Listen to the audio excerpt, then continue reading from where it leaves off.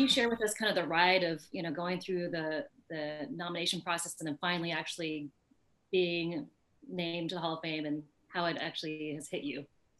Yeah, it's a strange thing as a competitor.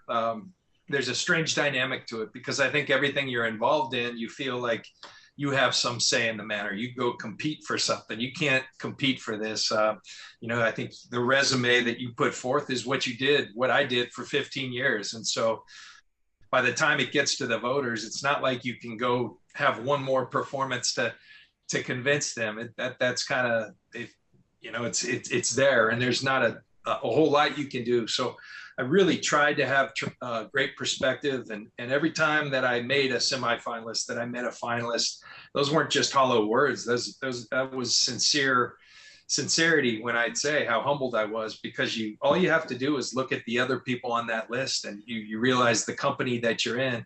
I think where it got hard, Jennifer, is certain years, that the committee does a tremendous job of keeping what's said in that room sacred, and they should, as well they should. But I think when you've been a finalist so many times, some people will offer opinions and say, hey, I think this is your year.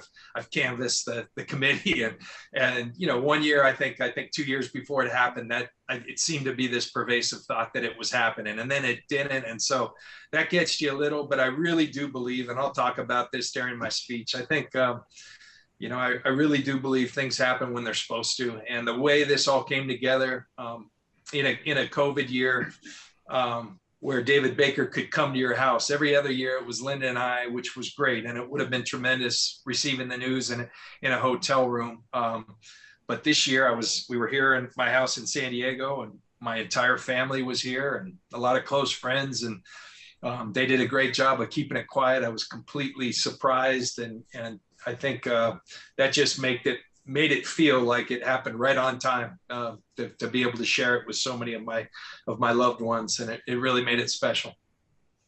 What was the event that they kind of tricked you into believing you were going to? Well, we were heading up north. It was our last day down in San Diego, and it was championship weekend. And so we did what we normally do.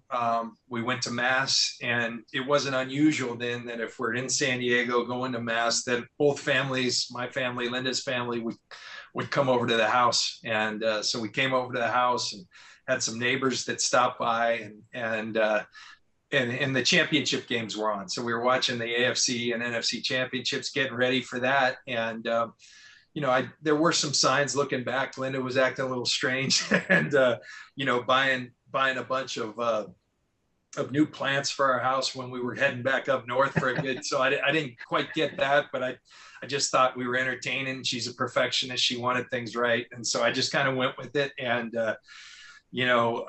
then heard this loud knock, and I did think that's the first time I had an inkling something was wrong, because I told one of the kids, I was getting ready, I had my seat ready to watch the games, and heard this loud knock, and I told, I think my youngest daughter, Leah, could you go get that? And they said, no, Dad, you have to go get the door. And then as I went to the door, everyone followed me, and so it just kept getting stranger. So I was like, something's going on, but I was obviously floored as per the reaction when David showed up at the door, and just couldn't have been any better.